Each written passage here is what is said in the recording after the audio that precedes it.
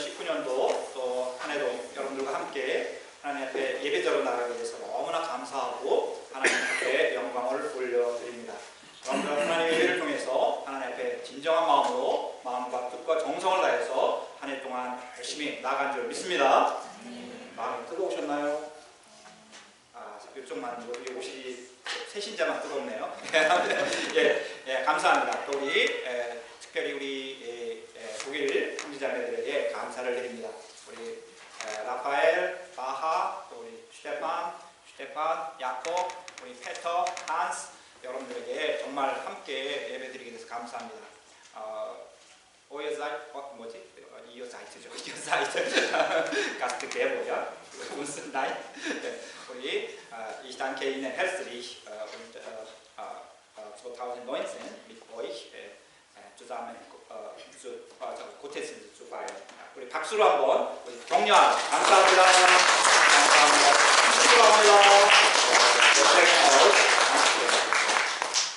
네, 우리 옆에 계신 분들에게도 한 해 동안 여러분들과 함께 정말 어렵고 힘든 가운데도 이렇게 시간을 내서 또 우리 외국 생활하면서 또한 세상으로 나가기 쉬운데 먼저 하나님의 나라와 의를 구하면서 함께 예배드린 우리 사랑하는 형제자매들 축복하겠습니다.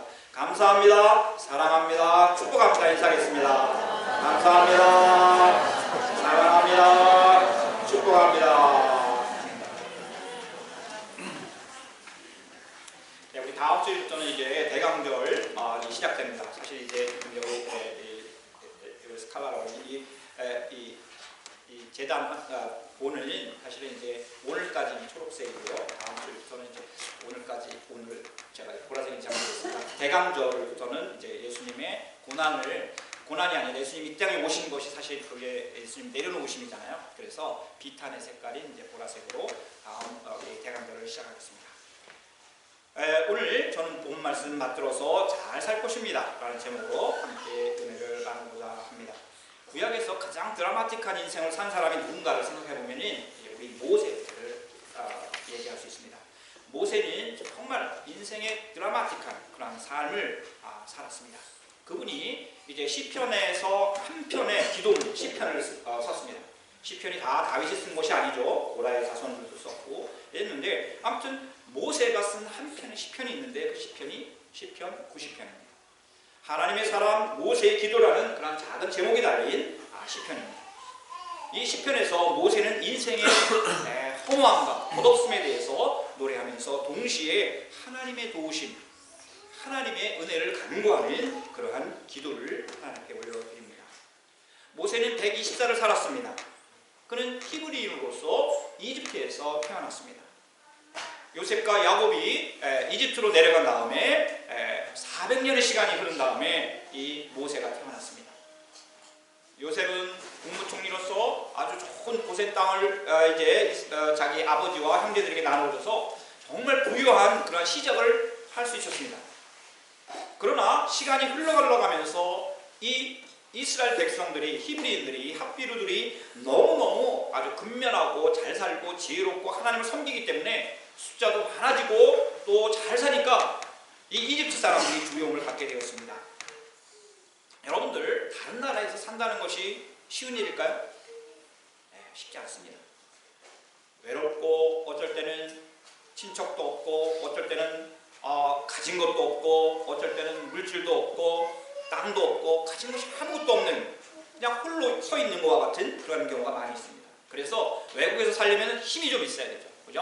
네. 또 돈도 좀 있어야 됩니다. 부자가 돼야 되겠죠. 네. 여러분 그러나 그것이 다일까요? 그러나 그 땅에 사는 목적이 있어야 하는 것입니다. 그 땅에 살아야 할 가치가 있는 것입니다. 그 땅에 살고 있는 사람들이 저 사람 왜 여기서 살지? 너희 왜 여기서 사니? 라고 했었을 때 그 왜라는 그 질문에 대답을 할 수 있어야 되는 것이죠. 이 모세는 히브리인으로서 정말 너무 어려운 그러한 환경 가운데서 태어났습니다. 모세가 태어났을 때 히브리인들은 모두 노예로 살았습니다.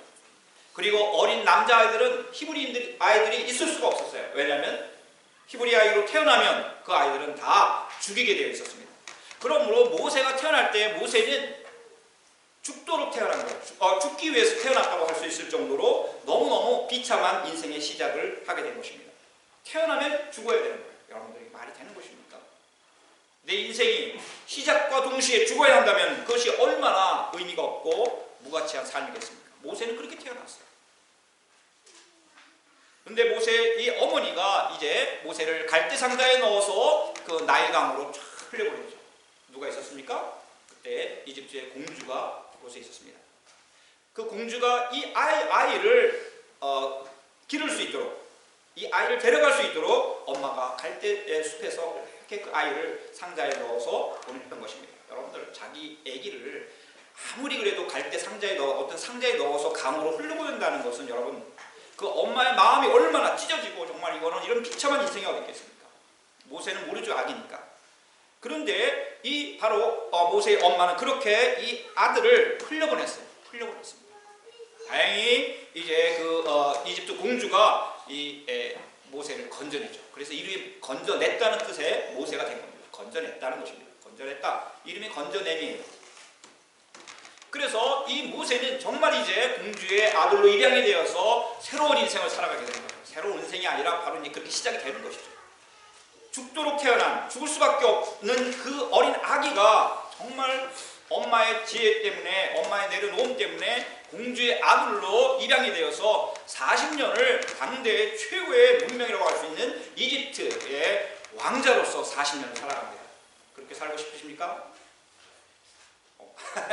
저 같으면 아멘 하겠습니다. 네. 살아볼 수 있는 거잖아요. 그죠? 왕자로. 왜 살지 말라는 거 있습니까? 네. 여러분, 그런데 최고의 교육을 받고 최고의 그런 문화를 누리고 또 부귀영화를 다 누리면서 40살까지, 여러분 남자들이 40세 정말 위험한 나이죠. 그죠? 이제 그때는 이제 꺾어지는 향해서 가든지 아니면 최고의 나이겠죠. 그런데 이 모세가 아주 중요한 것이 하나 있었습니다. 모세는 인테그라션이 완전히 돼야 되죠. 나는 이집트인이라고 생각을 해야 되죠. 그런데 아니었습니다. 자기를 히브리인이라고 생각을 했어요. 여러분, 이런 일이 일어날 수 있습니까? 이집트의 그 최고의 문명을 아기 때부터 들었을 텐데, 그리고 배웠을 텐데, 그는 그 화려한 문명, 문화에, 그리고 수많은 피라미드라든지 어마어마한 그러한 우상들 앞에서 자기 마음을 빼앗기지 않았어요. 나는 이집트인이다. 그것이 아마 세상에 잘 사는 지혜였을 거예요. 그런데 모세는 그럴 수가 없었어요. 그거는 자기 의지로 그런 게 아니에요. 이 모세의 엄마가 유모로 바로 이 모세를 어렸을 때 키웠던 것입니다. 아기 때 유모로 고용된 그 친어머니 요게벳 이름이 나옵니다. 요게벳이 바로 이제 얼마나 머리가 좋은지 몰라요. 그 모세를 자기가 젖동량을 할 수 있도록 이제 유모로서 이제 젖을 공급할 수 있는 유모로 그 공주를 찾아가서 그 모세를 키우게 되는 것입니다. 그 아기를 끌어안고 이 엄마 요게벳이 모세에게 어떤 얘기를 했겠습니까? 그 아기는 지금 가장 행복한 상황이죠. 엄마의 젖을 물고 가장 편안한 상황에서 말귀를 못 알아들을 수 있다고 생각할 수 있는 그 모세를 향해서, 모세야, 너는 하나님의 아들이다. 너는 하나님의 백성이다. 너는 히브리인이야. 이거를 먹일 때마다, 젖 먹일 때마다 한 3살 때까지 그렇게 했죠. 계속 그 아이에게 너는 히브리인이야. 그 아이에게 이러한 신앙 교육을 아주 철저하게 이 요게벳이 했던 것입니다. 공주는 몰랐을 수도 있죠. 그런데 놀랍게도 그의 나이 40이 되었을 때까지도 이 모세는 나는 히브리인이다. 나는 하나님 야훼 하나님의 백성이라고 하는 자기 정체성이 너무너무나 분명했습니다. 자기 출세를 위해서 어떤 행동을 하지 않았던 것이죠. 그는 잊지 않았습니다. 나는 하나님의 백성이다. 그래서 이집트인과 히브리인이 싸우는데 당연히 이집트 편을 들어야죠. 그런데 이 모세는 히브리인 편을 들면서 히브리인을 나의 백성이라고 하면서 이집트인을 죽입니다. 그리고 나중에는 이제 히브리인들에게까지 이제 버림을 받게 되죠.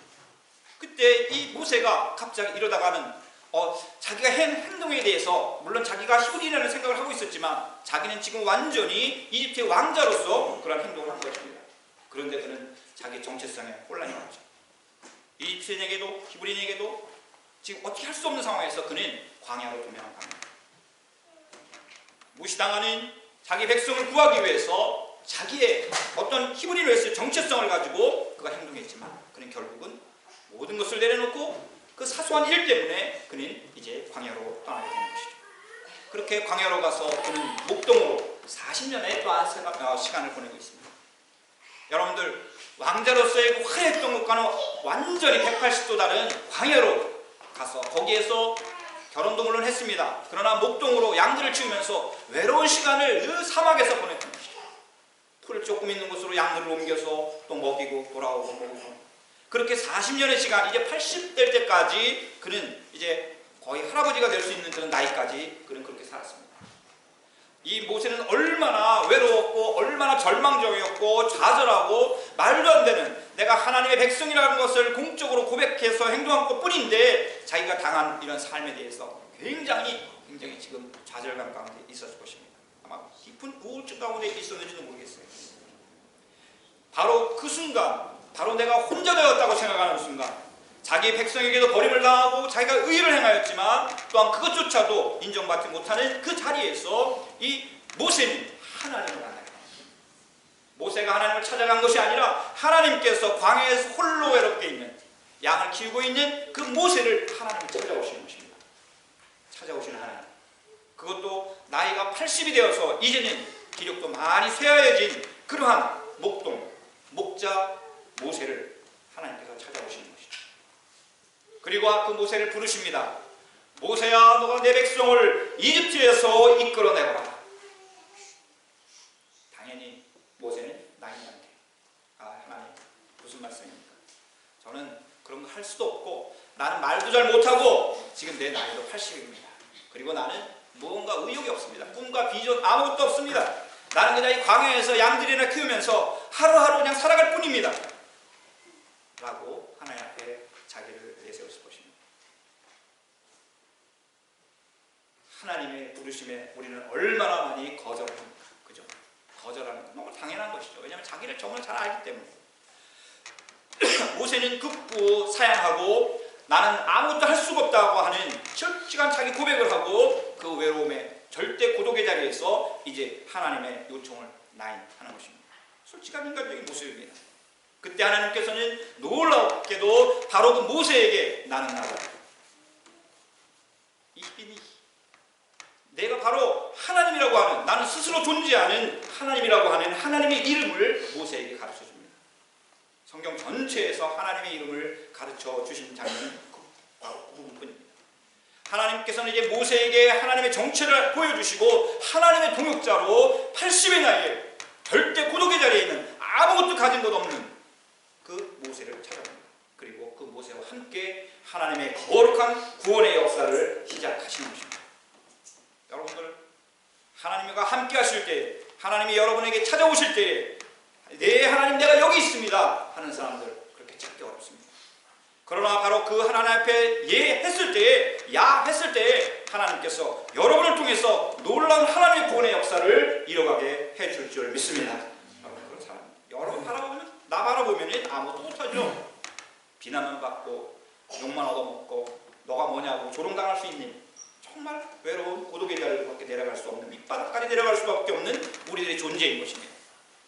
모세의 나이 80세였습니다. 그의 인생의 3분의 1가 흘러가고 이제 또한 3분의 1이 시작되는 때였습니다.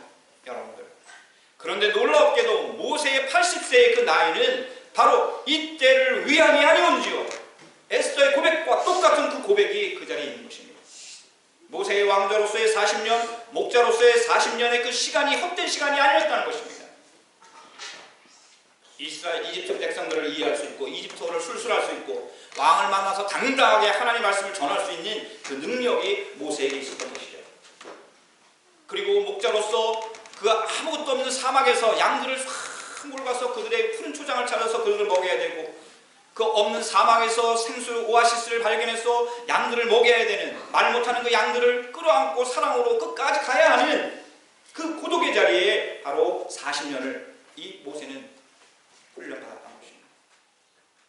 그리고 바로 그 세상의 탐욕과 죄악의 노예로 살고 있는, 아니 이집트라고 상징되는 그 사탄의 영역 아래 있는 노예로 살고 가고 있는 그 이스라엘 백성들을 이집트에서 구해서 출애굽하여 나의 땅 가나안 땅으로 데려가라, 내 백성을 이끌어내라, 내 백성을 구원하라고 바로 놀라운 사명을 주시고 하나님의 동역자로, 하나님의 친구로 이제 이 모세를 불러주셨던 것입니다.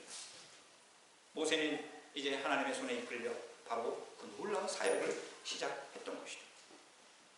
그의 40년 역시 광야에서의 40년이었습니다. 그러나 다른 것이 있다면 그 양들이 아닌, 짐승 양이 아닌 사람, 하나님의 백성, 그들을 이끌고 가는 그 40년의 역사를 그가 시작했던 것입니다. 그리고 나서 이제 1500년 뒤에 우리 예수님께서 오셔서 이제 놀라운 진정한 출애굽, 온 인류를 향하신 하나님의 놀라운 출애굽의 역사를 우리 예수님을 통해서 완성하셨던 것입니다.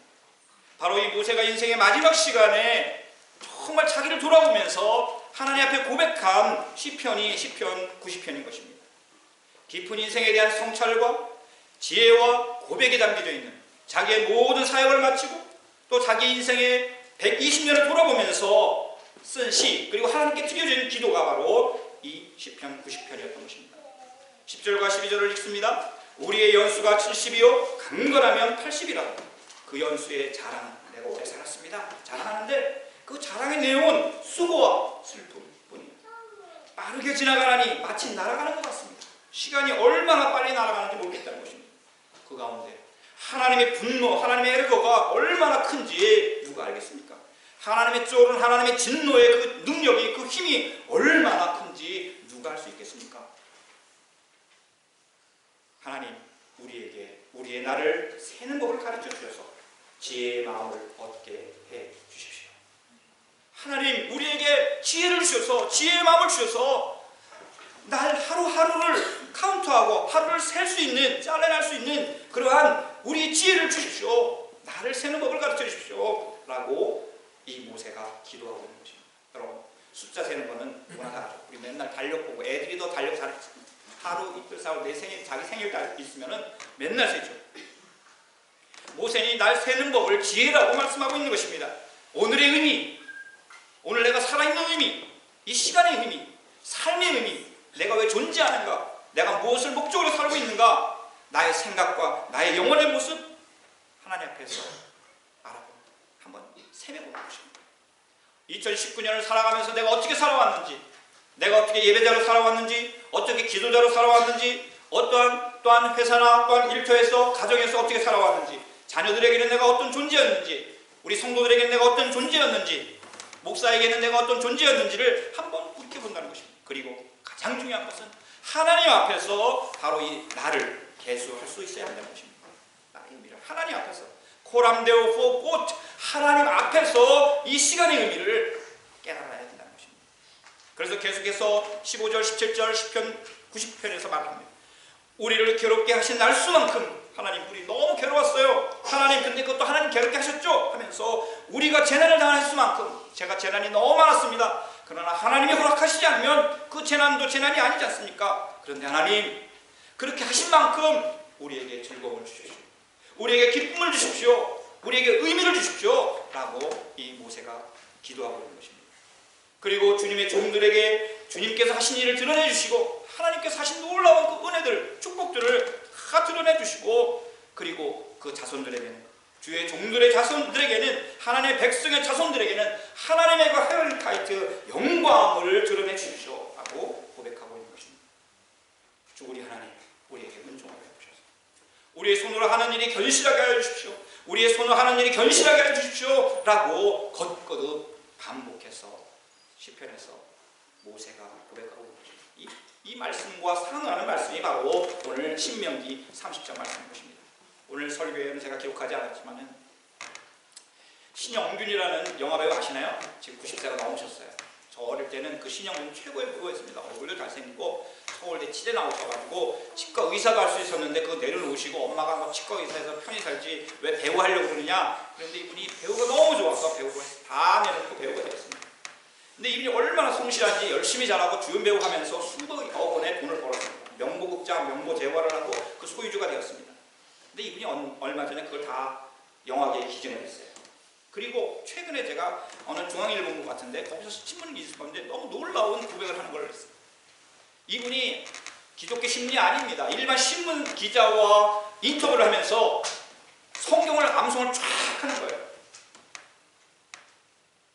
어저께 어떤 우리 집사님이 저한테 성경 말씀을 보내주셔가지고 제가 큰 은혜를 받았는데, 이분이 그 성경을 암송하면서 그 기자가 뭐 알겠어요. 근데 기자가 한 토시도 안 빼놓고 다 했어요. 그러면서 성경 암송의 내용은 나의 나됨은 다 하나님의 은혜입니다. 이런 내용이었어요. 지금 90이 넘어가고 이제 천국을 향해서 가야 될 그날을 생각하면서 이분이 나의 지금의 나된 것, 내가 이렇게 부유하게 되고 명예를 얻고 사람들에게 칭송을 듣고 인터뷰하는 이 모든 것 다 하나님의 은혜였습니다 라고 고백합니다.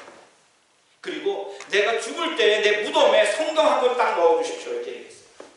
그리고 나에게 남은 500억이 있는데 이것을 다 사회에 환원합니다.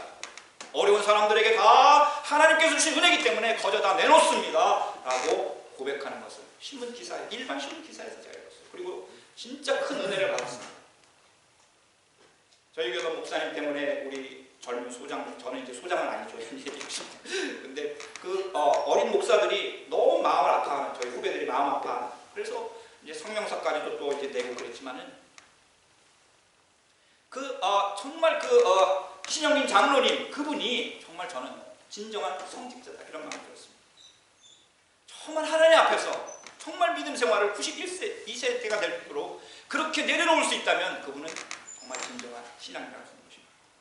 오늘 똑같이 모세가 그렇게 고백하고 있습니다. 하나님 우리에게 은총을 주셨사오니 견실하게 해주십시오. 든든하게 해주십시오. 확실하게 해주십시오. 하나님의 인정을 받기를 이 모세는 원했던 것입니다. 이렇게 모세는 자기 인생 40년을 마쳐가고 120세가 되는 때 자기의 모든 것을 내려놓으면서 자기는 가나안 땅 들어가지도 못하고 느보산에서 가나안 땅을 바라보기만 하면서 이제 바로 오늘 본 말씀을 하는 것입니다. 자기가 하는 일이 헛된 일, 바람에 나는 겨와 같은 허망한 일이 되지 않고 굉장히 많이 분주한데 열매는 하나도 없는 그러한 삶이 아니라 정말 내가 내 손으로 하는 일이 풍성한 열매를 맺게 해주십시오 하나님 고백했다는 것입니다. 절망 가운데 기쁨을 보고 내가 한 일에 하나님의 영광을 보고 내 자손들이 하나님의 영광을 볼 수 있도록 하나님 저를 긍휼하게 달라고 기도하고 있죠. 그러면서 오늘 우리가 신명기 말씀으로 나아간다면 이 모세의 마음은 어떻게 하면 그 자기 백성들이 가나안 땅에 들어가서 이 가나안에서 하나님의 뜻대로 하나님의 영광을 드러내며 지금 시편 90편의 고백대로 살 수 있을까를 말씀하고 있습니다. 그것은 오늘 19절 20절 말씀의 끝부분이 나옵니다. 첫 번째는 생명을 택하십시오. 나는 오늘 하늘과 땅을 증인으로 세우고, 사람이 아닙니다. 사람 믿을 거 못 됩니다. 하늘과 땅을 증인으로 세우고 변함이 없는 하늘과 땅, 하나님의 창조 목적대로 하늘과 살아 땅으로 존재하는 그 증인으로, 든든한 변치 않는 증인으로 세우고 생명과 사망, 복과 저주를 당신들 앞에 내놓습니다. 당신들과 당신들의 자손이 살려거든. 여기서 이제 잘 사는 방법을 말씀하고 있는데 첫 번째, 생명을 택하십시오. 생명을 택하십시오. 하나님께서 생명과 죽음을 딱 놓으신다는 것입니다. 그때 생명을 택하라는 거죠. 그리고 주 당신들의 하나님을 사랑하십시오. 20절 말씀. 주 당신들의 하나님을 사랑하십시오. 그리고 그의 말씀을 들으며 그분을 따르십시오. 그러면 당신들이 살 것입니다. 그리고 아브라함과 이삭과 야곱에게 허락하셨던 그 언약의 모든 축복들이 다 여러분들과 여러분 자손들에게 임할 것입니다. 그 땅에서 당신들이 잘 살 것입니다. 잘 살 것입니다. 잘 사는 게 중요하죠. 사는 게 중요한 게 아니라 잘 사는 게 중요합니다. 모세가 40년 동안 광야 생활의 마지막에 백성들에게 유언처럼 한 말씀입니다. 세 가지. 오늘 교회에게 마지막 시간에 우리가 정말 하늘을 돌이키면서 우리가 정말 생명을 택하였는가, 하나님을 사랑하였는가, 정말 하나님의 말씀이 나에게 충만해서 그 말씀을 분별하며 그 말씀대로 내가 살아가는가. 여러분들, 미국의 지금 100대 부자 중에서 한 상위 50% 안에 드는 사람들이 다 유대인이라고 하죠. 놀라운 사람들. 그 사람들은 정말 끝까지 하나님에 대한 그 마음을 놓친 적이 없죠. 1948년까지. 그런데 그 민족 유대인들이 나라가 없었습니다. 1948년까지 자기들의 나라가 없었어요. 언제부터? AD 70년부터. 로마 사람들에 의해서 완전히 멸망당하고, 그러고서 거의 한 2000년 가까이 나라가 없이 살았습니다. 그리고 또 노를 살았어요. 우리 뉴른베르크에 와서도 살았죠. 여러분들, 이 유대인들이 그럼에도 불구하고 1948년도에 자기 나라와 자기 땅을 얻게 됩니다. 놀라운 사람들입니다. 근데 지금 인구가 한 3,500만 명 정도 되는데 나라가 없는 사람들이 있습니다. 어느 나라죠? 어느 나라가 아니죠. 나라가 없으니까. 쿠르드족. 땅이 없습니다. 땅이 없으니 나라가 없습니다. 나라가 없으니 주권, 주장할 게 없습니다. 나라의 3대 요소 아무것도 없어요. 백성은 있습니다. 백성은 있습니다. 미국 배신했습니다. 그 전에 영국 배신했습니다.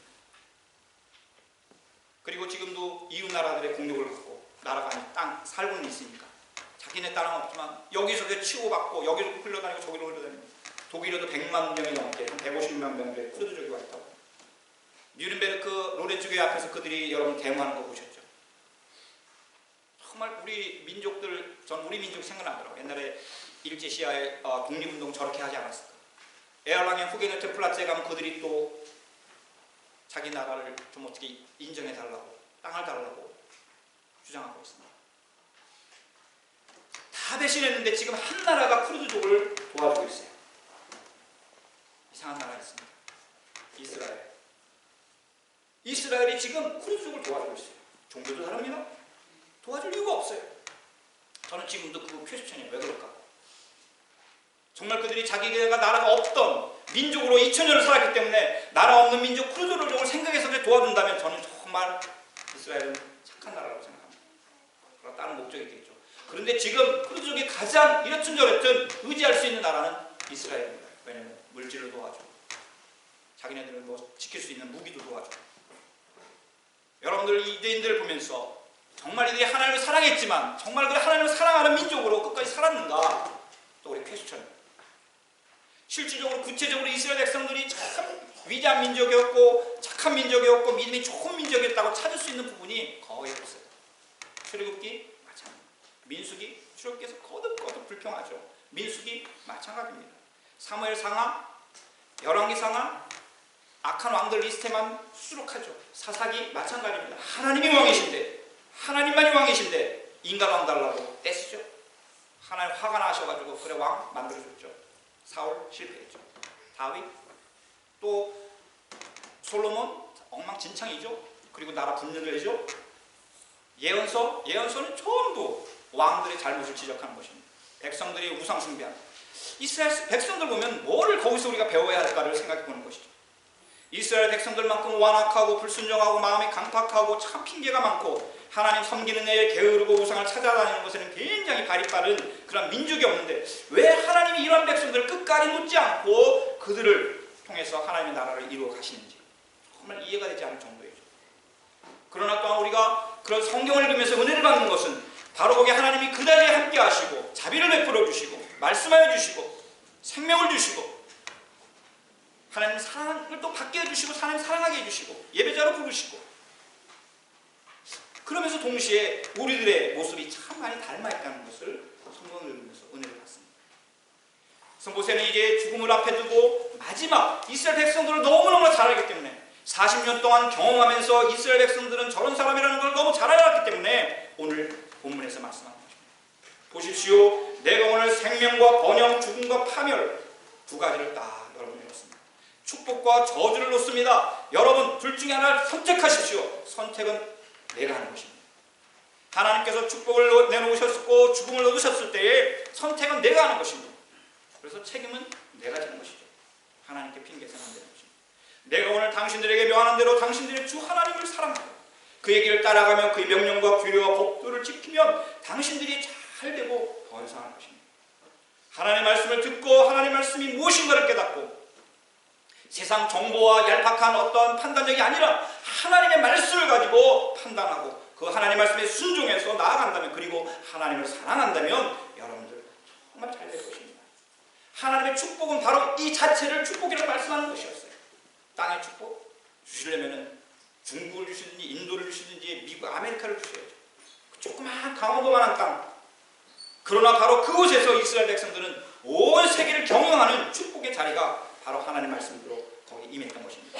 주 당신들의 하나님이 당신들에게 복을 주실 것입니다. 사느냐 죽느냐? 잘 사느냐 망하느냐? 선택하라고 모세는 말씀하고 있습니다. 하나님을 사랑하고 하나님 말씀에 순종하고 하나님께서 기뻐하시는 그 길을 가라는 것입니다. 그 삶을 살라는 것입니다. 잘 살게 될 것입니다. 너무 단순한 길이죠. 너무 단순해서 사람들이 그냥 흘려 지내버리는 것입니다. 이스라엘 백성도 그랬어요. 여러분 우리는 얼마나 여러분들 광고하는 사람들 그 사람들이 굉장히 심리학으로 심층 심리학을 공부한 사람들.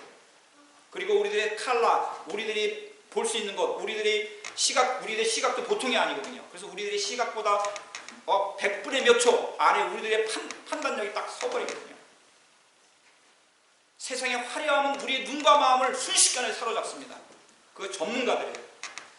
그 전문가들을 일반 사람들이 못 당해내죠. 그죠? 딱 보면 너무 멋있어. 그래서 옷 사고 내가 입어봤는데 좀 달라요. 그죠? 마네킹 입은 거하고 내가 입은 거하고 이거 아닌데 이런 경우가 있습니다. 왜? 화려함이라는 것은 우리를 정말 빨려들게 만듭니다. 우리가 그걸 할 수가 없어요. 어떻게 해서든지 돈을 숨겨놨던 것까지 가져가서 그 옷을 사야 돼요.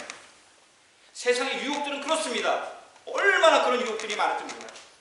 죽는 줄 알면서도 우리 그렇게 갑니다. 막을 수가 없어요. 아무도 못 막아요. 우리도 못 막습니다. 여러분은 정말 그 불을 향해서 달려가는 나방, 저 불에 달려 들어가면은 죽는 것도 알면서도 저것이 빛이라고 생각하기 때문에 그 뜨거움과 자기를 죽이는 걸 알지 못해요. 그러니까 계속 가는 것입니다. 아주 전력 질주를 하는 것이죠. 그러면은 부시시 죽어버리는 것입니다. 흔적도시가 사라집니다. 우리들의 인생의 세상적인 유혹들과 하나님의 말씀이 아닌 세상적인 많은 것들이 그렇게 간다는 그 영적인 분별력을 깨어 있어야 되고, 그 영적인 분별력의 기초가 바로 하나님의 말씀이라는 것입니다. 그래서 우리가 매일 하나님의 말씀 속으로 나아가야 되는 것이고, 어떠한 사건과 상황이 주어졌을 때 바로 하나님 말씀은 어떻게 말씀하실까? 그 말씀을 가지고 판단하고 나아가는 것입니다.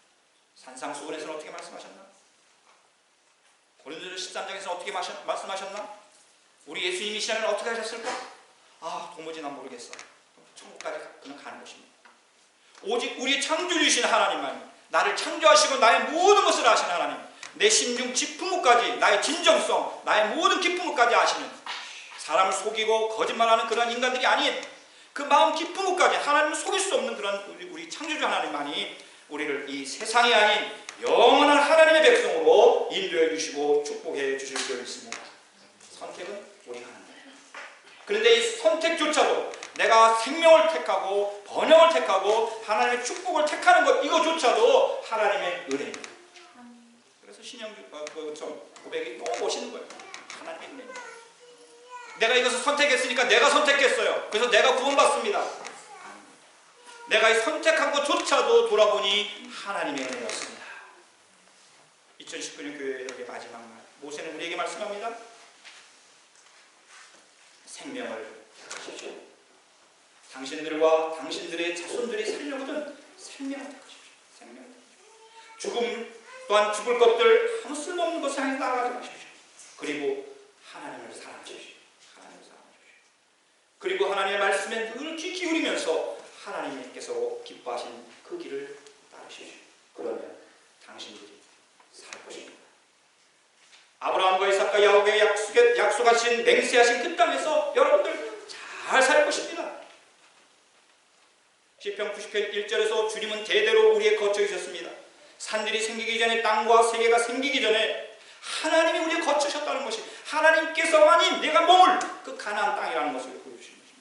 영원부터 영원까지 주님은 하나님이십니다. 지금 모세가 하는 기도문이에요.